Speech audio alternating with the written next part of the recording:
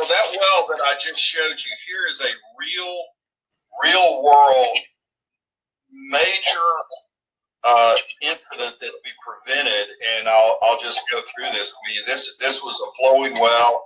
It's about 200 barrels a day, 225 MCF. We put it on in early January, and you can see the tubing pressures rocking along. You're doing pretty good.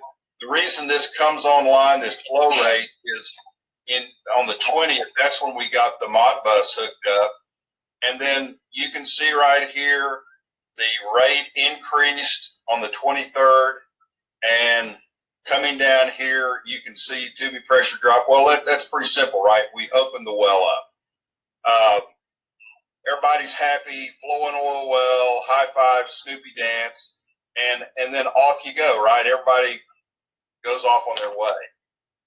Then, as you can see, you get into February, and you start seeing gas rate fall off, and you start, and then right in here, you have the beginnings of your loading event. See that little hiccup there? And then you can see that chatter.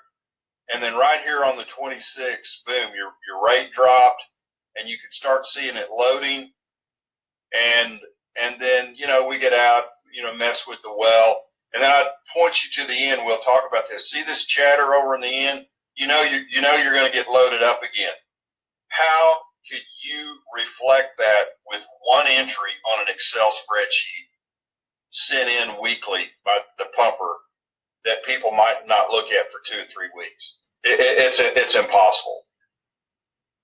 So then, we started watching the loading, and this is the one.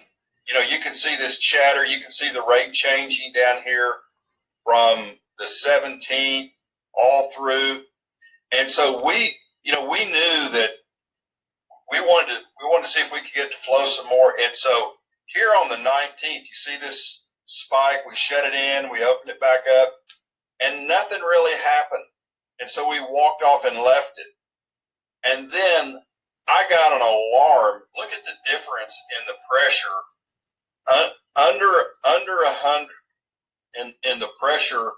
And look at the rate spike here, 400. I need to change it. That's wrong. 200 a day and 400 MCF. But look at this spike. Well, when I got that alarm, I thought, what's going on? I mean, do I have a line break? What? I could imagine all types of problems. So we immediately sent somebody out. We just recognized, hey, the well just kicked. It just got to critical flow, gas bubble came up, the well kicked. And so here's the management, and then you can watch it fall off again.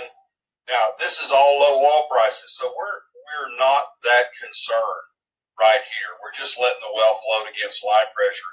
Now look at the loading process here. I mean, it's very apparent. So what did we start doing? 1st of May, located a pumping unit, located an engine, built a pad, don't wait till the last minute, and then you need a pumping unit right now. And so the previous pumping unit, we paid $27,000 for a Lufkin. We found this one for 10. How? Because we started a month in advance and spent our time calling. I mean, that alone. So here's a little shortened version of that flow spike right here. And so as an operator, I'd ask, who would have noticed? What problems would they have occurred? When would you have noticed it? I mean, really, as the operator, as the owner, when would you have found out about this? We all have our answers. Where were you and your pumper when it happened? I mean, could have been in bed, and you might need to know. And so the real existential question is, how would you have managed the situation without well caddying? All right. So here's what we found. We found there was a massive paraffin problem, and that's the paraffin that was causing it was sticking and then unlodging and coming. This was really causing back pressure. That's the choke that we had. that was freezing up due to the increased pressure drop in the paraffin. And so, you ask yourself, and nothing bad happened, guys. This is from one of my favorite movies, There Will Be Blood. But, have we all had problems that we think we could have avoided? Absolutely. And that's what I'm trying to accomplish with people, is avoid these really tough situations by having information in your pocket. So here's the results.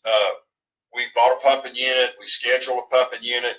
We're going to probably put it on the 1st of June, and we'll be off and running. So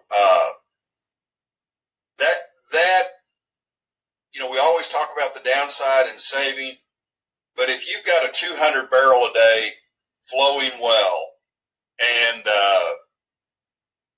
and you're just down a couple of hours, what's that in terms of money and cash flow? So